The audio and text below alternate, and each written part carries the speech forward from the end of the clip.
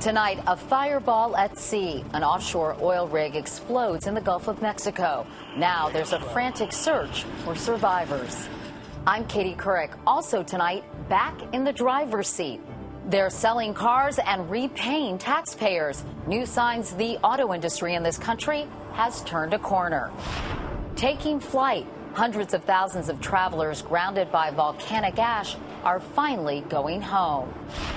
And will it be one marshmallow or two? Some experts say they can predict which kids will be successful in life based on the choice they make. From CBS News World Headquarters in New York, this is the CBS Evening News with Katie Couric. Good evening, everyone. Working on an offshore oil rig is one of the world's most dangerous professions, and tonight there's a desperate search in the Gulf of Mexico for 11 workers missing after their rig exploded late last night. The Deepwater Horizon is now burning and listing about 40 miles off the coast of Louisiana. The Coast Guard is searching a huge area, more than 1,100 square miles, for any sign of survivors. Kelly Kobiea has more on the search and what might have gone wrong. As the massive oil platform continued to burn late this afternoon, leaning closer to the water with every hour, Coast Guard rescuers scoured the Gulf of Mexico for 11 missing workers, hoping to find them floating in one of the rig's life rafts. There are 11 people still missing, and we have a search and rescue case ongoing. Within minutes of the explosion, the Coast Guard sent helicopters to pull injured workers from the platform as the fire raged through the night and into the morning. Okay, we're taking a load. Most of the rig's 126 workers made it off alive. 17 were hurt, 3 of them critically. Well, there were some burns. There were leg breaks. We had a couple of leg breaks. We had some smoke inhalation on 1 or 2 people. The Deepwater Horizon is one of the largest of the 90 drilling rigs now operating in the Gulf of Mexico. At 396 feet long and 256 feet wide, it's 36 feet longer and nearly 100 feet wider than a football field. It was basically floating in the Gulf on large pontoons with anchors dropped nearly 5,000 feet down to the seafloor to hold it in place. Working in the oil industry is more dangerous than working in coal mines. On rigs in the Gulf of Mexico alone, there have been 59 fatalities, more than 1,300 injuries, and 853 fires since 2001.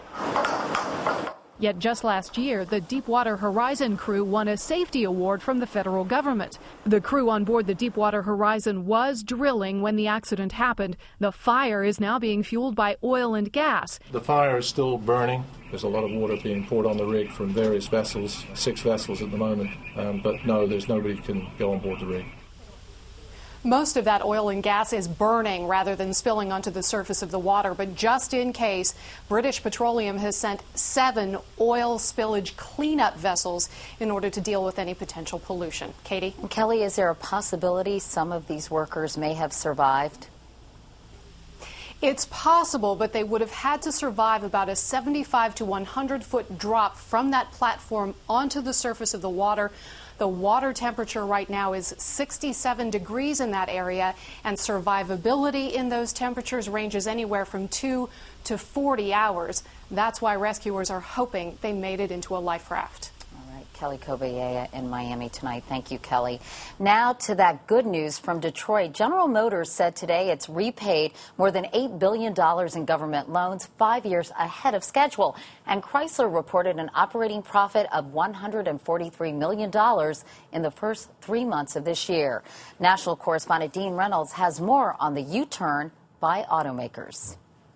GM says it's not just on the road to recovery, it's picking up speed. We are able to repay the taxpayers ahead of schedule because we are designing, building, and selling the best cars and trucks GM has produced ever. The money being returned now, though, is only a fraction of the $52 billion the U.S. Treasury spent to bail out GM. Washington used the rest of the bailout to purchase 61% of GM's assets, its plants and factories, for example. And until the automaker is well enough to sell stock again, U.S. taxpayers won't get their money back. But analysts say today's news is noteworthy. They have done an amazing job. They went bankrupt last year in June. It came out in July, and here we are in April, and they've already paid back most of the money that the government has given them in direct loans. The company raced to capitalize with a new commercial. Take a look at the new GM. Clearly designed to repair damage from the bailout and bankruptcy. When GM went belly up last year, it said it would close some 2,000 of its 6,000 dealerships. But now it's inviting nearly 700 of them back, hiring workers and reinvesting in factories.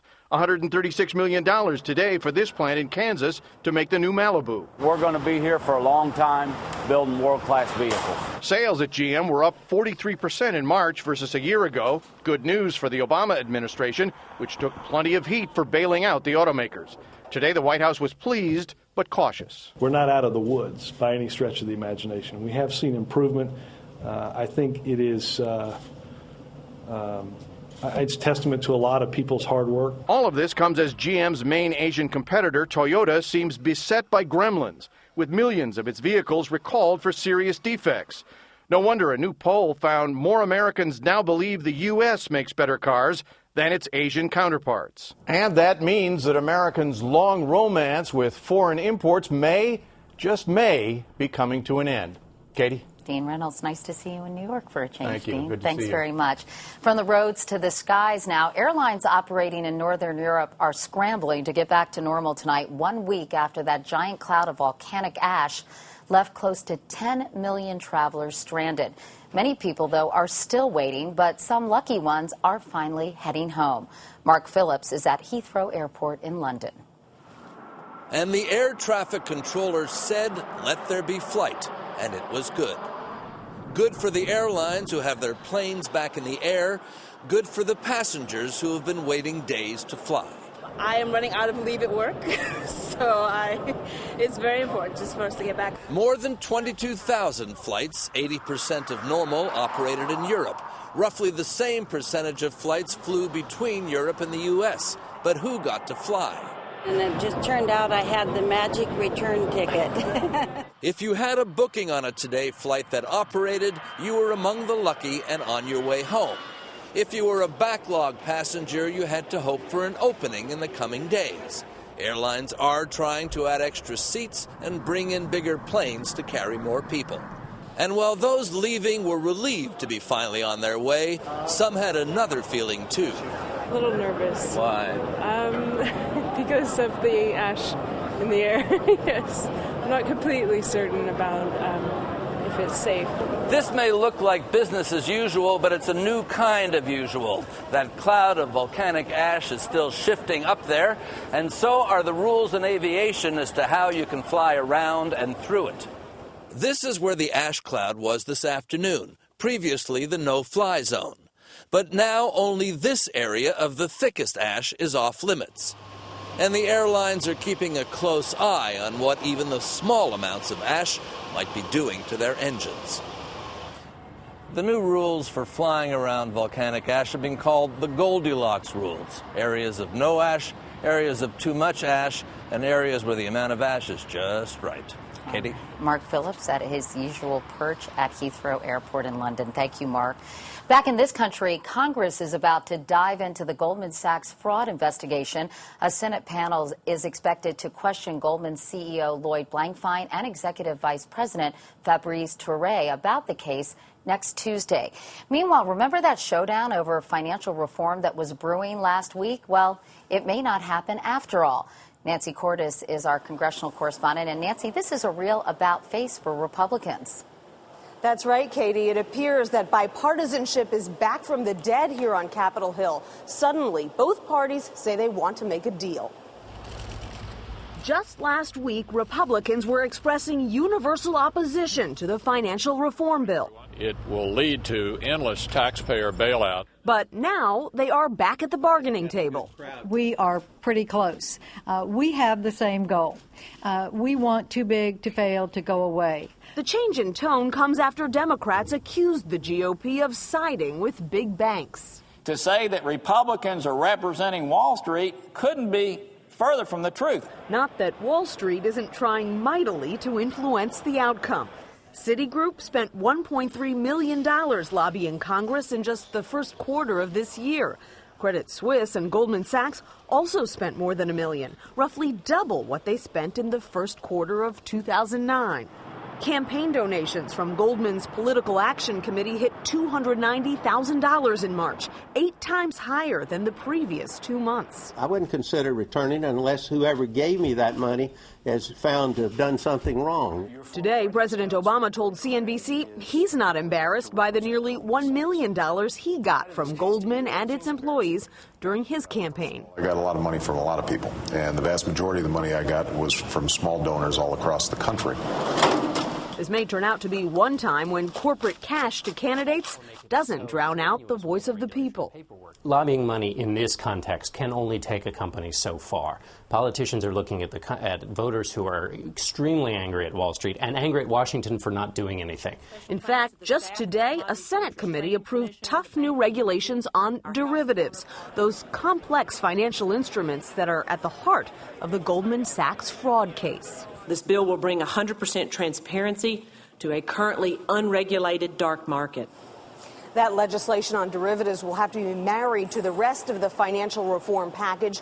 Democrats would love to hold a vote right away, but Republicans want more time to negotiate. Katie? And Nancy, I know the president is coming to New York City tomorrow, into the belly of the beast, if you will. What's the purpose of his visit?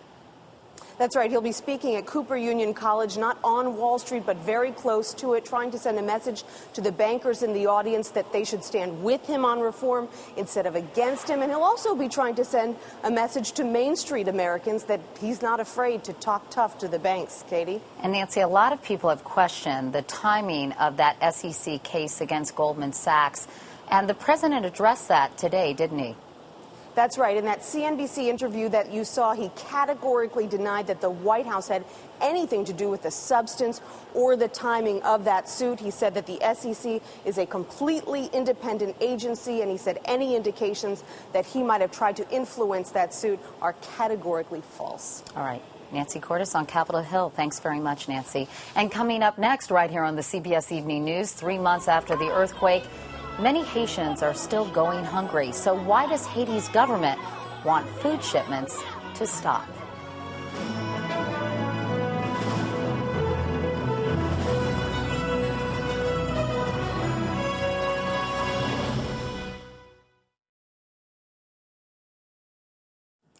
Among the many haunting images that struck me when I visited Haiti this month were the lines of desperate people waiting for food.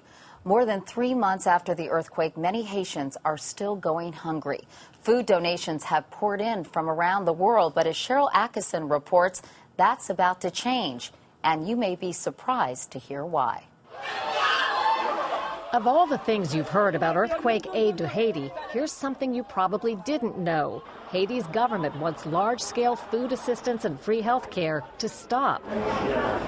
If it's news to you, it was to us too when Katie Couric recently visited Haiti and spoke to Erin Boyd, a nutrition aide for UNICEF.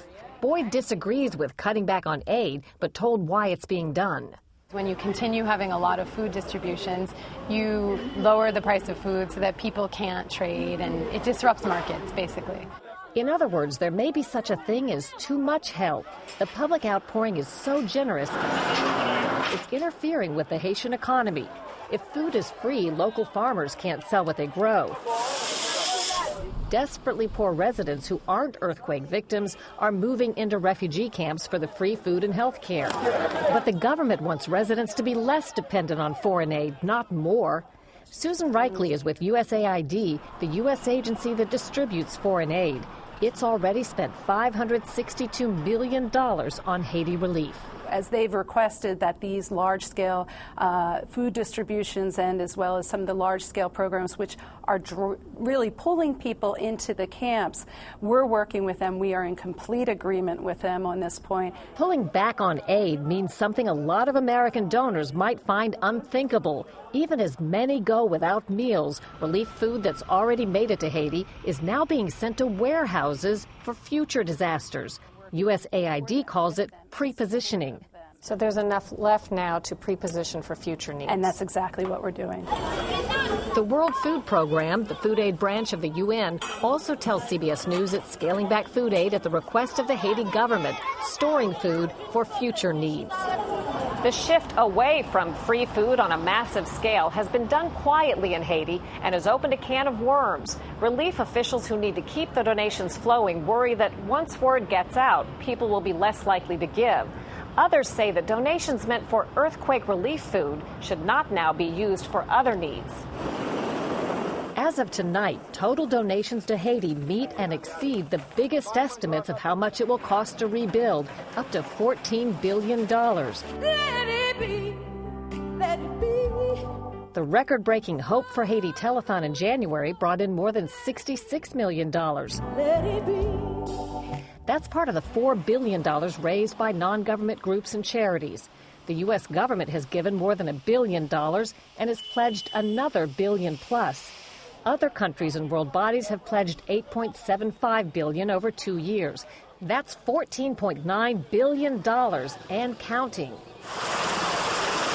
With all that aid pouring in, some worry that it will feed corrupt and criminal elements rather than the needy.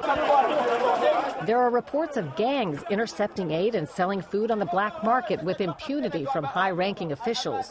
It's just one example of the complexities in play when trying to help the poorest nation in the Western Hemisphere. There's money in the pipeline and food being sent to warehouses while hundreds of thousands go hungry. Cheryl Atkinson, CBS News, Washington. And to see all of our reports from and about Haiti, you can go to our website at cbsnews.com. At the Vatican today, Pope Benedict issued his strongest public comment yet on the priest-sex abuse scandal, promising, quote, to take action. No word on what action he'll take, but earlier this week, the Pope promised abuse victims the church will do everything in its power to bring abusive priests to justice. Up next, a rare look at two American legends before they stepped into their defining roles.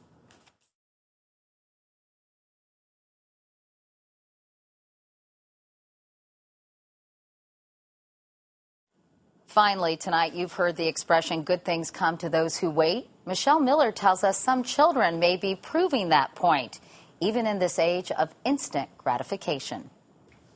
Please come back. Oh, the agony. These kids are desperately trying to resist temptation. Their dilemma, ring the bell and get one marshmallow now, or wait and get 2 marshmallows later. This child is reaching for it, and she stops. This child is looking away. This child is just taking the littlest tiny lick. It's called the marshmallow test, and it can predict the future. I would ring the bell. Sort of. Originally done more than 40 years ago, studies continue today. Researchers consistently find that the group of kids who could force themselves to wait tend to have better lives and relationships. They also averaged 210 points higher on their SATs than the kids who could not hold off. You can be focused on your goal, and you can have self-control.